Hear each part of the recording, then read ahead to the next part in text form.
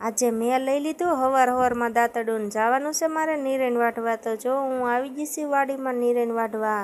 તો મારે જો નીરેન બાકી હતી એટલે જો હેઠે આવી ગઈ છું ને વાઢવાનું મુહૂર્ત કરી નાખ્યું છે। તો મસ્ત મજાનો લીલો કાચ ઝીંઝવો છે। તો જો મેં ઝીંઝવો વાઢી લીધો છે ને ગાંહડી કરી નાખી છે। તો મારે એક ગાંહડી જ વાઢવાનું હતું એટલે જો ગાંહડી કમ્પ્લીટ થઈ ગઈ છે ને હવે જવાનું છે મારે ઘરે।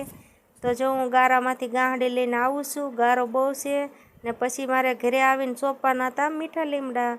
તો મીઠા લીમડાના રોપડા લાવેલી હતી મારા બાની ઓલેથી, એટલે જો મેં મસ્ત મજાના ખાડા કરી નાખ્યા છે ને હવે મારે એમાં મીઠો લીમડો સોંપવાનો છે। બધાય ઝાડવા વાવે તો મેં જો મીઠો લીમડો વાવ્યો, કારણ કે અમારે મીઠો લીમડો થતો નથી અમારે જમીનમાં, કોને ખબર ગમે એટલી દાણ સોંપીને તો મીઠો લીમડો નથી થતો, બીજું ગમે એ ઝાડવું થઈ જાય।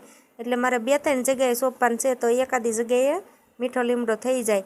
તો ઓલો ધૂળમાં એકલી ધૂળમાં સોંપ્યો હતો ને, આ એકલા વેકરામાં સોંપ્યો ને પછી મીઠા લીમડા સોંપીને આવી ગઈ કપડાં ધોવા, કારણ કે મારા કપડાં ધોવાના બાકી હતા। એટલે જો મેં મસ્ત મજાના કપડાં ધોવા આવી ગઈ છું ને તા વાગી ગયા 12।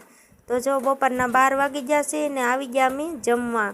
તો જો અમારે હીરાવાળા ઘરે હતા એટલે અમે જમવા બેસી ગયા છીએ। જો સીબડાનું અથાણું, બટેટાનું શાક, છાશ, રોટલા, રોટલી ને છોકરા તો નિશાળે ગયેલા હતા એટલે અમે જો બે જમવા બેસી ગયા છીએ।